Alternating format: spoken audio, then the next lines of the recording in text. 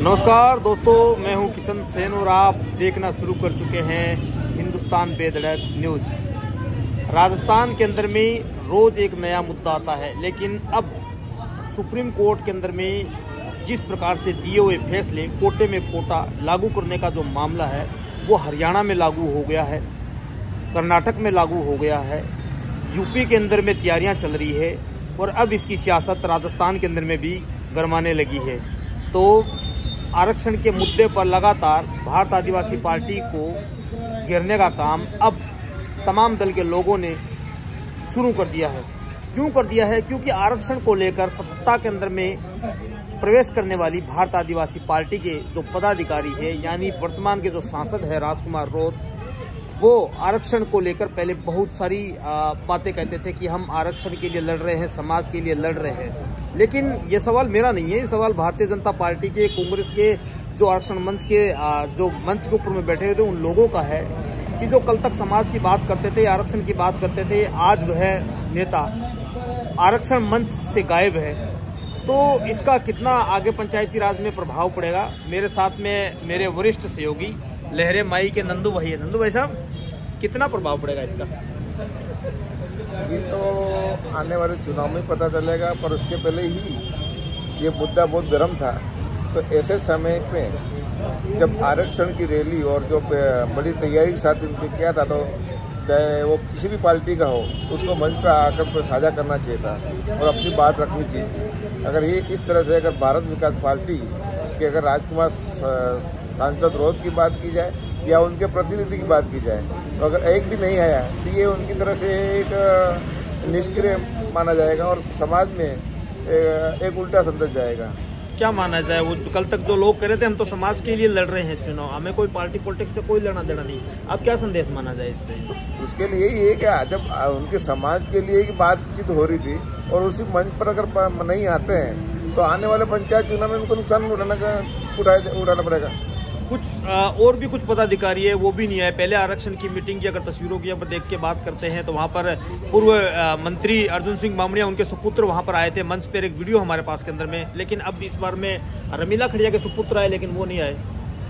तो मैं वही तो कह रहा हूँ कि ये जो आदिवासी जो आरक्षण की रैली की तो सर्व समाज के लिए की थी। इसमें किसी का वो तो है ही नहीं कि कांग्रेस और बीजेपी राजनीति की बात ही नहीं थी, ये समाज के मुद्दे की बात थी। तो यहाँ पर हर किसी को आना चाहिए था और अपनी बात रखनी चाहिए थी। अगर नहीं आया है तो उसके लिए तो नुकसान उनको ही उठाना पड़ेगा। चुनाव के अंदर में जिस प्रकार से देखा कि पहले भारत आदिवासी पार्टी के जो उम्मीदवार थे 84 पर 70,000 वोटों से जीते थे, यानी राजकुमार, लेकिन अब ये घटकर आंकड़ा 23,000 आ गया। क्या लग रहा है? राजकुमार रोत की जो लोकप्रियता वो धीरे धीरे खत्म हो रही है। लोकप्रियता पहले ही खत्म हो चुकी थी। देखा जाए तो सांसद के चुनाव में जहाँ पे उनको गृह क्षेत्र में पहले ही वोट नहीं मिले, और अभी अगर देखा जाए तो वो तो एक विधानसभा के चुनाव थे, इसलिए उसको वापस उनको रिपीट मिलना। और देखा जाए जो वोट मिलने चाहिए और उसकी संख्या बढ़नी चाहिए और घट चुकी है, तो ये आने वाला समय उनके लिए काफ़ी नुकसानदायक है भारत विकास पार्टी के लिए। भारत आदिवासी पार्टी है वो लगातार वागड़ के अंदर में अपने पैर जमाने के बाद में वह मेवाड़ के अंदर में कब्जा करना चाहती थी, लेकिन मेवाड़ के अंदर में उनको हार मिल गई। अगर वह जीत जाते हैं तो क्या प्रभाव पड़ता है इसका? अगर जीत जाते हैं तो आज उनको दोहरा लाभ मिलता है। और जिस तरह से आज राजस्थान में चुनाव की बात की जाए बेनीवाल की, तो बेनीवाल ने जिस तरीके से वहाँ पर उठाए, आज उनको नुकसान उठाना पड़ा।